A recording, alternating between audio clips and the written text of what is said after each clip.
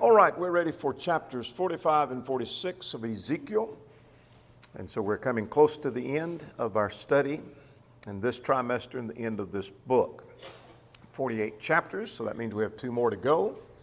So next Wednesday, we look at 47 and 48. We shift gears. We'll say more about what that will be when we, a little bit later in our study tonight. Following this study, if you don't already know, this is available on our website. We'll be studying the book of Job. And then we'll follow Job with looking at the first 42 Psalms. But we'll be starting in Job 2 weeks from tonight. And that'll be conducted as a class instead of the lecture format. It's just some of the prophets we deem best to present in this format. So we're going back to a class format for the book of Job, as well as Revelation on Sunday morning. So that's where we'll be. But for tonight, we're looking at chapters 45 and 46. None of these chapters, from 40 to 48, are the easiest chapters to teach due to the nature of the material. By that I simply mean is you already know that this is highly symbolic. And if it were a literal building to be built, we'd spend more time looking at the exact dimensions and the details of that than we are, but it is symbolic. It is not a literal building. It's not a literal city, and we'll say more about that here in just a moment. So we're in the last section of the book after the judgment on Jerusalem and the judgment on the Gentile nations, that nation section we keep talking about. Now we are in this section of the restoration of God's people. 2 things that happen in this section, as in most sections of the restoration, whether you're talking about Isaiah or Jeremiah, or you're talking about Ezekiel or whoever, that there is the blending of the promise of them coming back into the land, the restoration into the land, the remnant returning, with the promise of the Messiah. And we've made this point many times, but I hope this is getting ingrained in your mind, that quite often what the prophets do is they paint a dark background as if they are an artist painting a picture. They paint a dark background of the sinful nation that is headed for doom, and out of that grows a brighter future of the remnant coming back, and ultimately even a brighter future in the Messiah. Well, this is messianic, the sections we're talking about. And so we're talking about this section called the worship the Lord acceptably. We started in 33 talking about their coming back into the land. Then we talked about the new life and new unity. That is, Judah and Israel be united as one, ultimately in the Messiah, but they'd be united as one in the return in the land. But God brings them back to life as bringing dead bones back to life. And then starting in 38 and 39, it had to do with the defeat of Gog of Magog. In other words, standing for simply that God will defeat the enemies of God's people. And now we're in this last section, and have been since chapter 40, that deals with the worshiping of the Lord acceptably. I'm borrowing that phrase from another writer. Now, we've looked at this for the last 2 weeks, and we'll mention it again next week for the last time, but I want this to be ingrained. In case somebody didn't hear this, if you weren't here for one of the other 2 lessons, that this whole section is symbolic. And here are the reasons that we say it's figurative and symbolic, and that this is not a literal temple, this is not a literal king, this is not a literal place that he's describing. And so when he talks about the size, it's not literal, but it is figurative and it's symbolic. And so what are some of the things? Well, David is going to be their king. If it's literal, David then is going to be raised from the dead. Then they're going to dwell in the Lord and the land forever. We saw that also in chapter 37. The weapons that would be used in war would, if they're literal, then suggest that that just can't be. The use of the number 7, and we've made the point repeatedly, no temple in history has ever been built, nor is there a place where at least some of those of the premillennial and concept have, and some Jews have the concept that it's going to be literally built. Where they tell us it's going to be built, there's not room for that. The animal sacrifices are going to be restored. Circumcision would be binding. You say, well, that's not literally circumcision. That's the point. It's figurative. It is symbolic, and it's not something that's literal. The measuring of the temple causes shame. Only those of the lineage of Zadok could offer sacrifices. We'll say more about this next to last point in chapter 46 tonight, in chapter 47 next week. The river flowing from the temple suggests it's not a literal thing. But I want you to take note of this, and we'll say more about it in just a moment when we get to 46, that the sacrifices of those first 8 verses do not harmonize with Numbers chapter 28, verses 9 to 15. And so they can't harmonize with the Old Testament, and it doesn't harmonize with the New Testament, so consequently it must be figurative and it's not literal. So this is where we are now. Having looked at those first and part of this fourth point, I remind you that this is dealing with a vision of the restoration of the homeland. I like that wording perhaps even better than worship the Lord acceptably. So here is a vision of this restoration coming back into the homeland. We'll say more about that vision in a moment. We're looking at the new temple in chapters 40 to 43. And tonight we're still in this section of 44 to 46. We're looking at 45 and 46. Here's regulation concerning the new worship in this new temple and around this new temple and the land around the new temple and who's going to dwell where and what land is devoted for all of that. So here's a summary of what we're going to see tonight. You're looking for this in your handout when you're looking on the first page of your handout. That this is a summary of what we're going to see in 45 and 46. But before we look at that summary, I want to remind you this is a vision. There are 3 visions in the book, chapters 1 to 3 being one, 8 through 11 being a second one, and starting in chapter 40 through the end of the book is the third. So chapter 40 and verse 2, if you didn't take note of it already, you might circle or underline the word vision or highlight that in chapter 40 and in verse 2. This is a vision. So he literally did not see a temple, but he saw this in a vision.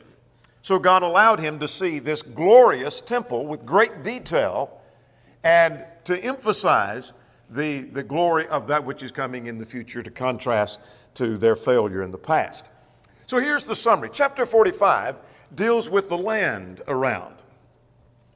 That is, land around the temple and around Jerusalem and the temple compound. More about that in a moment. We see something about how to treat others. Honest measurement. There's 2 reasons for that. We'll say more about that when we get to that section. Then there's sacrifices that are mentioned. There's a sacrifice of the prince. There's a sacrifice in order to cleanse. There's a sacrifice of the Passover. Here's what's to be done. Here's the sacrifices of the Sabbath, daily sacrifices, the preparation place for the sacrifices. And then finally, there's the inheritance of the prince. Now, we're going to get through that when we get to the end of 46. You're going to look at your clock and say, well, we still got time. We're going to come back and talk about some very practical things. In fact, you're looking for that, and you might go ahead and be filling some of that out on the back of your handout. Some practical things. There's more than 5 we're going to look at, but perhaps you can pick one of those, or you can look at some along the way. Here's some practical things that we're going to learn. So we're going to talk about that toward the end, that this is some practical material, even though this is highly figurative and symbolic. Again, this is a vision, chapter 40 and verse 2. So we're dealing with this regulations concerning a new worship. Here's what we saw last time. In chapter 44, we saw the positions that were assigned and those who were allowed in the temple. Remember, the gates were shut. Not everybody's allowed in. And there was a significant point to be made about that last time.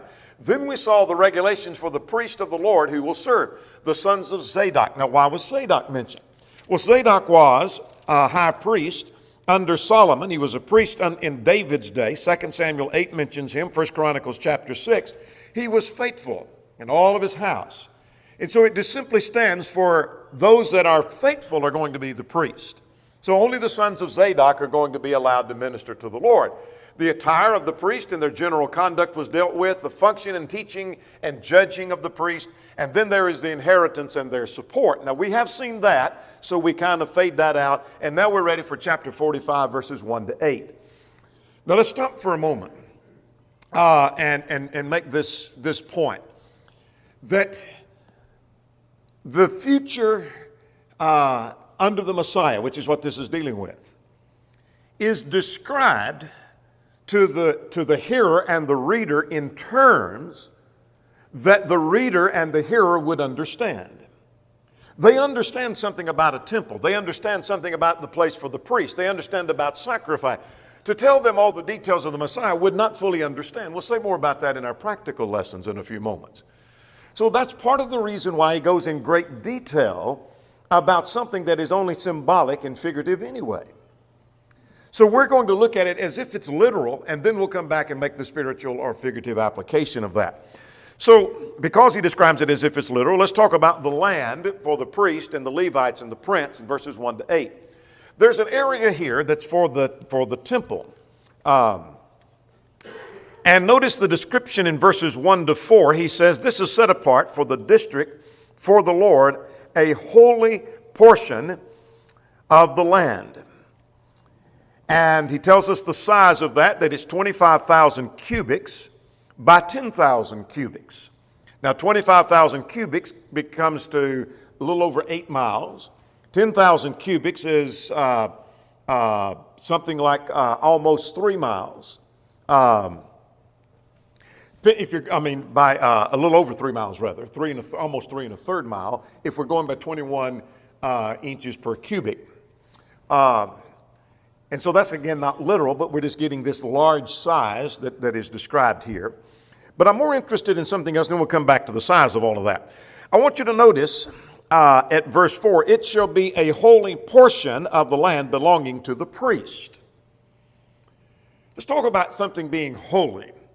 The land that was devoted for the priest was said to be holy. This is holy land. This is holy territory. This is the holy portion. The word holy just means set apart. We can be said to be holy. That doesn't mean that we're any different from anybody else. It just means that we're set apart for a service. Doesn't mean the ground and the dirt there was any better than the ground and the dirt over here where some heathen would dwell, but this is set apart for service. That's all that means. This is a holy portion. That something is set apart for the service of the Lord. And we'll say more about that in just a few moments. Now, let's get ahead of ourselves. This is from McGuigan's commentary, in his back of his commentary. And he kind of is, and I only want to introduce this one to you. I want to show you a better graph here in just a second, is because when we get to chapters 47 and 48, we're going to talk about some of the tribes. We'll talk about some more things that are found on this chart. But this temple area is right here, described in verses 1 to 4. But here's perhaps a better picture of that he's talking about this holy district, and this little square right here represents the temple of 500 cubics by 500 cubics. And then there was this area around that of 50 cubics that was open space surrounding that, but the rest of this would be areas for the priest. So this is about 3 1/4 miles according to this, at least in the vision, and this is some 8.8 1/8 mile. So this is a large area that's set aside as the holy district. That's what he's talking about in verses 1 to 4. Now we'll come back to that graph here in a moment. Now at verse 5, he talks about an area set aside for the Levites. And it was the same size of 25,000 cubics by 10,000 cubics. And they'll have 20 chambers as a possession. So let's go back to our graph there that we just looked at. So just to above that would be this area for the Levites, same size as this size, and that's the Levites district. And you say, well, what's the significance of that? We're going to see more about that here, I think, in just a moment. Now let's go back to verses 7 and 8 now, or rather verse 6. Verse 6 talks about the city property, that you shall appoint property of the city and of an area 5,000 cubics wide and 25,000 cubics long. All right, so here is the city property. Let's go back to this larger graph, that it's the same distance in its width here, but it's only half the size. In other words, this is half the size of this, and this is the city district. So here is the city itself, and then there'd be areas around that, perhaps used for crops, and taken care of by all of Israel.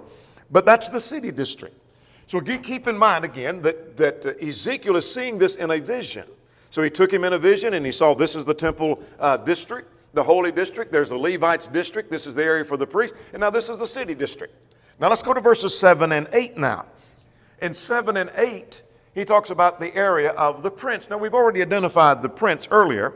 But let's look at 7 and 8. There shall be a portion on one side, and on the other side of the holy district of the city's property, and this extending westward and eastward on the east side, westward on the west side. The length shall be the side by side, with one of the tribal portions of the western border on the eastern and the eastern border. Now notice verse 8, the land shall be his possession in Israel. And you might underline, my princes shall no more oppress my people. All right, there's two things we want to take note of. The area for the prince he's talking about this area on this side, and the area on this side is the land for the prince. And perhaps on this graph might even see that a little clearer, that this is the property for the prince on either side that runs the length of the city property, the temple compound, and the Levites district. And again, this is all in a vision that he sees. But that's the first thing. The second thing I want you to notice at verse 8, my princes shall no more oppress my people. That there is a message to come through in all of this vision that the leaders are no longer going to oppress my people. That is, in the fulfillment of this, in the day of the Messiah, which we know that's the case, that in the day of the Messiah, it's not going to be like it was in the days of Ezekiel preaching to a sinful nation where the princes are oppressing the people. It is a statement of God's protection of his people. And so this is a day when things are going to be better for the people of God. Now, let's shift gears now and talk about, that's the land for the priests, the Levites, and the prince. And so tomorrow you won't remember the details of that. If I call you up and say, now what was the size of the district for the city? You'd have to go look, and I may have to look too. I'm not interested in remembering the details. But this is quite interesting in verses 9 through 12.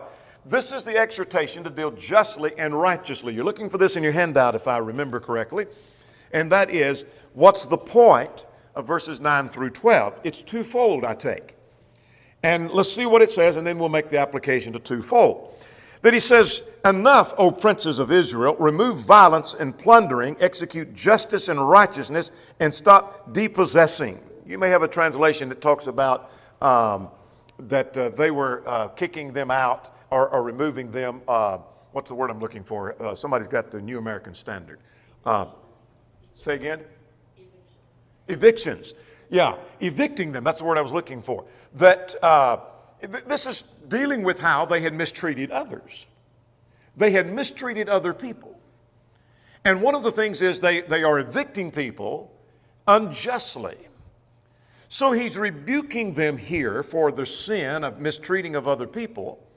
One of the things we see all through the prophets is unjust measures.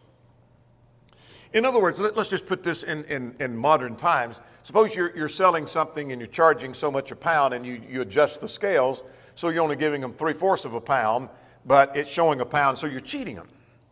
And so that's unjust measures. And so that's the kind of thing going on that he said, enough, remove violence and plundering and execute justice and righteousness. That's not what they'd been doing. That needs to be done. Now then, at verse 10, you shall have just balances, a just ephah and a just bath. Now, when we talk about an ephah and a bath were about a little over 6 gallons each, and they were basically the same. A homer that's mentioned later is 6.5 bushels, if that gives you kind of a concept. And then later we're going to see at verse 12, we'll read a shekel would be less than an ounce of, be equivalent to less than an ounce of silver in our day and time. But a shekel would be 20 gerahs. A gerah was 1/20th of a shekel. A mina was 50 shekels. A mina, rather, is a 50 shekels. So you're not going to remember all that tomorrow. You're not going to remember, okay, and the mina was this and the gerah was what. But the point is that as you measure out money, or you measure out weight, or you measure out size, you're going to have a common standard and use that standard properly. For what reason? 2 things. Look at verse 9. And that is, I think, the twofold purpose of that. Number one is, you're going to treat people fairly because that's not what you've been doing. So the second thing, though, I think he's talking about is later, beginning at verse 13, is when they offer sacrifices, God wants certain amounts of sacrifices to be offered, and you make sure you're giving God his portion. In other words, if God requires a homer and a half of barley, which that's not mentioned here, but I'm just using that, taking a quote from Hosea. If God requires that in a sacrifice, then make sure you're giving him the full measure. So I think there's twofold in this section of verses 9 through 12. So that a shekel shall be 20 gerahs, and 20 shekels, 25 shekels, and 15 shekels shall be your mina. In other words, make sure your measurements of weight and money, etc., is fair and it's equal. that you treat all alike. Now, let's start at verse 13 now. We've looked at the land. We're dealing with the regulation of the priest and those who serve. We're ready to shift gears now, and we're ready to go now to the regulation for the sacrifices in the sacred days. Now, this is going to carry us into chapter 46. So this is going to carry us through verse 15 to 46. So there are 6 different sacrifices that are mentioned right here. 6 different sacrifices. Now, the first thing that he mentions is in verses 13 to 17, the people's offering for the prince.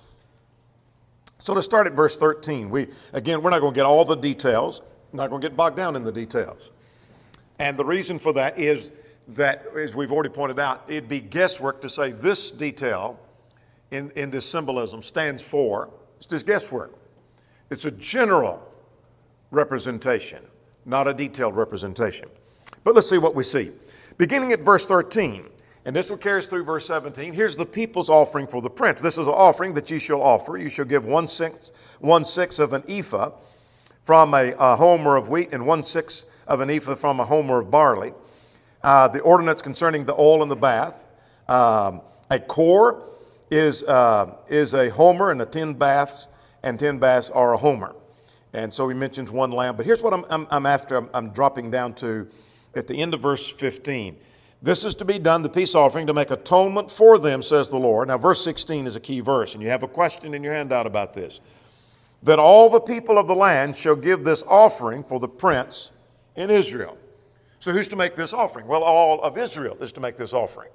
There's something to be learned from that. That all of God's people are to make offerings and sacrifice before the Lord.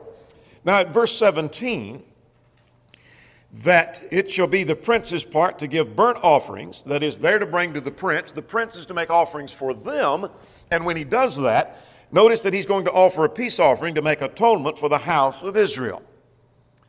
So the prince is going to make a sacrifice of atonement for the house of Israel. Obviously, there's something to be said about Christ sacrificing for us, for the whole house of Israel.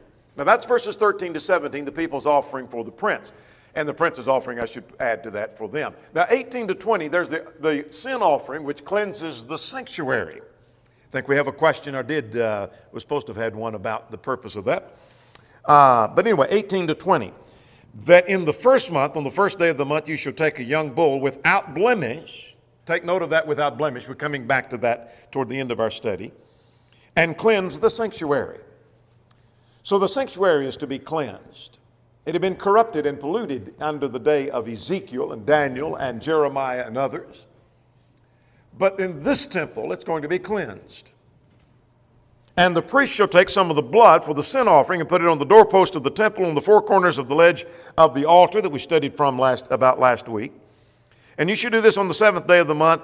And take note of this at verse 20. We're coming back to this a little bit later. For everyone who has sinned unintentionally or in ignorance, they shall make an atonement for the temple. I'm learning something about there was to be an atonement made for that sin that was unintentional. We'll make a point about that a little bit later. Take note of that. Might underline that. The sin that's in ignorance or unintentional was still a sin. Now let's start at verse 21 through verse 25. There was the sacrifice for the Passover and the Feast of the Tabernacles. Mentions the Passover at verse 21. A feast of 7 days of unleavened bread shall be eaten. And on that day the prince shall prepare for himself and for the people a bull for a sin offering. Dropping down to verse 24, he shall prepare a grain offering of an ephah, and each bull 1 ephah and each ram, and the 7th month and the 15th day of the month, etc. I'm not going to get all the details. Now, I want to go back to this matter of what an ephah is.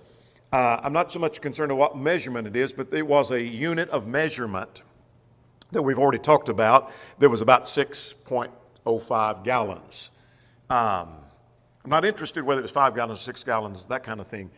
But it suggests that God has a requirement that an ephah was to be offered. So 5 gallons is not going to do. 4 gallons is not going to do. God asked for an ephah. And there's something to be learned about that, and we'll come back to that in our practical lessons. Now, we're ready for chapter 46. That's chapter 45. If you're looking at your handout, the bottom of the first page of your handout, we'll get to that. We'll get to that a little bit later. Now, let's go to chapter 46, verses 1 to 8. This is a sacrifice for the Sabbath and the new moon. Now, this is important right here. You might make a marginal note for future study. That verses 1 through 8, and you've got a question in your handout, you're looking for this. Verses 1 to 8, the sacrifices for the Sabbath and the new moon do not harmonize with Numbers 28, 9 to 15. There was, in Numbers 28, 9 to 15, the sacrifice for the Sabbath and the new moon. But it's different than what we read here. And that's one of the reasons we think this has to be symbolic. That if this was something to be built in that post-exile period, that's still under the law of Moses. So this was a literal temple, you're saying, I think this must have been something that was supposed to be, maybe they didn't, but it was supposed to be built in the post-exile period. That's what it's about, someone says. Well, okay. That's still under the law of Moses. Here is a law that's requiring them to violate Numbers 28. So you're looking in your handout for Numbers 28, 9 to 15. Thus, this is symbolic. So let's see what we have in verses 1 to 8.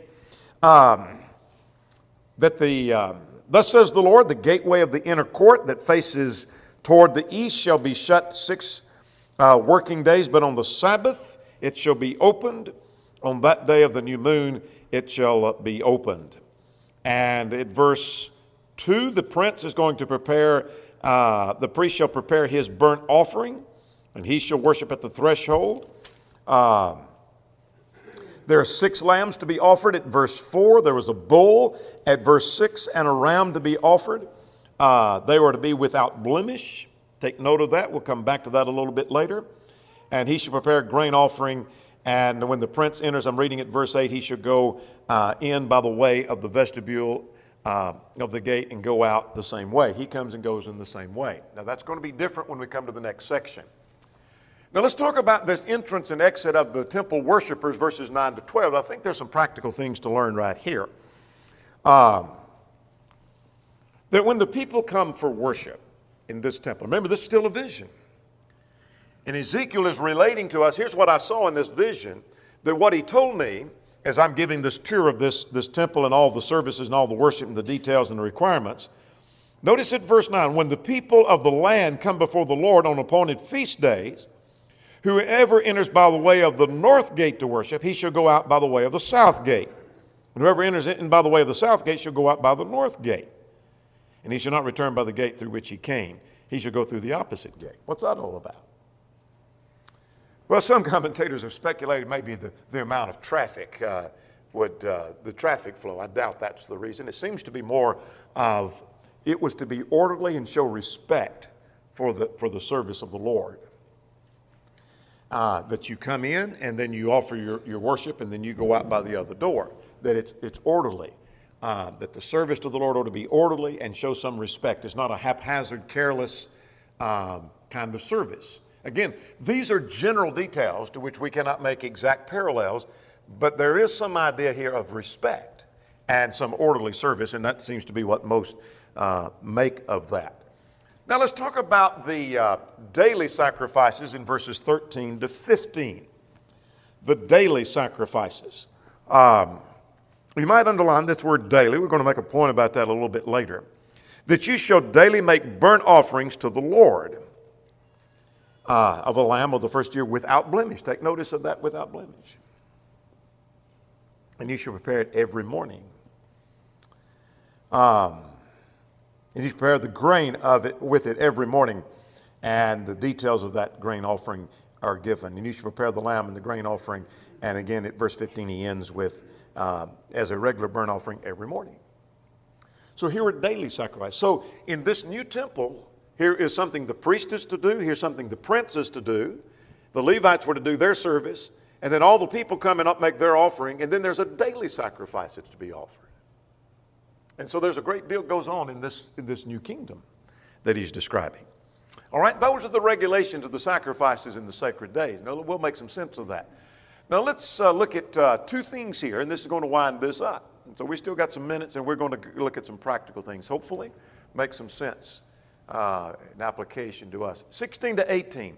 Let's talk about the inheritance of the prince and the disposition of his property.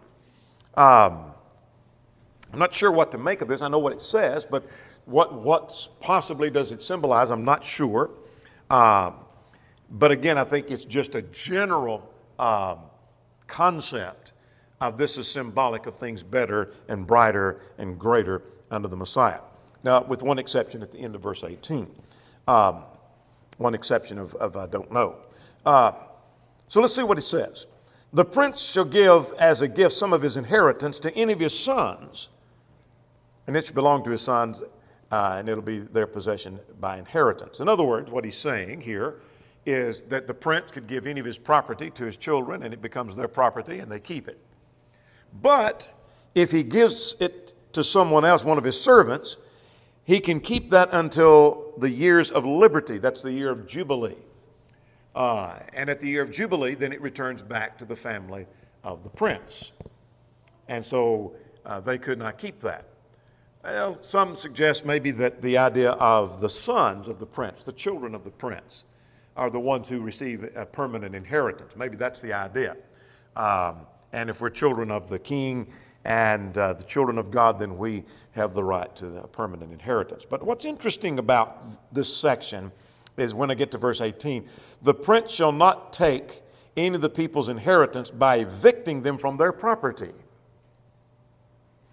Now take that and connect that back over here with chapter 45, verse 9. That's what they were charged with doing. And the prince is not going to do what was done in the day of the sinful nation of Judah and Israel. Not going to do that. Not going to evict them from their property. Not going to send people away. He's not going to mistreat people. He shall provide an inheritance for his sons from his own property, so that none of my people may be scattered from his property. You might underline, none of the people may be scattered from their property. There's a lesson to be learned about God's protection. Some of the rules that are given, not some, but the rules that are given for our protection. We'll say more about that in the practical section here in a moment. But anyway, what is this about? I think it's perhaps twofold, that those who are the sons of God are the ones who receive a permanent inheritance. The faithful receive the permanent inheritance, and they're not going to be evicted, mistreated, but they're going to be protected, and they're not going to be scattered if they're the people of God. And so you say, who's this talking about? That's talking about us. It's talking about us. The blessings that we receive in the Messiah. Now let's go to 19 to 24 and finish this section up. There's the sacrificial kitchens for the priest and for the people. And so what he describes here in verses 19 and 20. Let me get ahead of myself and we'll work backwards. This little graph is taken from Zondervan's Pictorial Bible Dictionary. And along with it is this key. And what I want to notice is there's going to be a section labeled BB and CC, the ovens of verses 19 and 20. Let's get that, 19 and 20. That he brought me through an entrance that was at the side of the gate into the holy chambers of the priest, which faced toward the north, and there was a place was situated at their extreme western end. What he's talking about, let's back up and get this little clearer picture, is that he came in by this gate and he's in this area, and he goes to this building behind the temple at the extreme western end. And what he's describing is right here at the back of that, or in that, is this section labeled BB, which is what? It's these ovens that are mentioned. Well, what goes on there at verse 20 is, this is the place where the priest shall boil the trespass offering and the sin offering, where they shall bake the grain offering and do not bring them into the outer court to sanctify the people. So he talks about these places of the ovens where the priest offer these. He said, I saw that in this vision. Again, I know this is not literal, but he describes it as if he's seeing something literal to represent something grander. And so he sees this. He sees these places of the oven, but that's not all he sees. Let's get the rest of the chapter now, beginning at verse 21. He said, then he brought me to the outer court and caused me to go to the four corners of the court. In fact, in every corner of the court there was another court, and in the four corners of the court are enclosed courts, 40 cubits long and 30 cubits wide. And there was a row of buildings. And just drop down to verse 24. These are the kitchens where the ministers of the temple shall boil the sacrifices of the people. What he's talking about is this area right here that we have in yellow. And one's not pictured, it's off the screen. But these are the kitchens in the four corners. These are the, you see them right here. These are the kitchens that he saw where the sacrifices are prepared. So there was the ovens, and then there are the kitchens. There's preparation for sacrifice. That's the point to see. Now then, well, what's all of this about? Well, here's what we've seen. That's what you saw a moment ago about what we're going to see this summer. We saw something about the land and how to treat people, the sacrifices, and then the inheritance of the prince, and the rules and regulations, etc. So, what does this suggest to us about the day in the kingdom of the Messiah? Well, you're looking for this on the first page of your handout. If you're trying to fill that out, wonder where this stuff is coming from. This is right here. That there is, first of all, there is a better temple and better service. Would you rather live in the day of Ezekiel when the temple fell, and the reason it fell is because of the sin of the nation, or would you rather live when there is a better temple and better service and better sacrifice, and the picture is much brighter and more protection and greater protection, etc.? I think I'd rather live in that day, and that's where we are. So under this, the sacrifice and service, there's sacrifice for sin. We saw that in chapter 45. There's sacrifice to be sanctified, to sanctify the sanctuary, to cleanse the sanctuary. Perhaps that stands for and represents the sacrifice that Christ makes for us. The Prince makes for us. Then there's daily sacrifice. There's giving the best of your sacrifice, the sacrifice without blemish. That's the kind of sacrifice that we are to give for Christ. So Christ offers a sacrifice for us, but we're to offer sacrifice to Christ and for Him. Daily sacrifice. And we've already noted that rules are for our protection. God sets certain boundaries and rules, and that's for your protection so that the people will not be scattered from His property anymore. Now, we've got about 5 minutes, so let's list some practical things here. I think there are 10 in all. And maybe you can pick out one that stands out in your mind, and then we'll be done. Time will be gone here in about 5 minutes. So let's see what we've got. Here's some practical things I learned from this. God often does this. This is not the only place where God describes things that are not easily understood in terms that are familiar with the reader. He does that in parables, in fact. He did that in Revelation 21.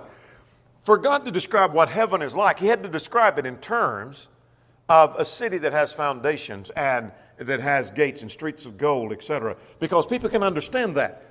But to just describe it in spiritual terms, we wouldn't comprehend that. And so the better days under the Messiah, from the standpoint of living in the day of Ezekiel, well, it's going to be great in the day of the Messiah. Well, they don't understand that, but they understand a temple that's marvelous and is humongous. And protection. They understand that. And that's the reason we have the description we have. I learned a lesson about honesty and fairness. While he may be driving at something else here, in addition to that, there's a lesson for us in that, of being honest and fair.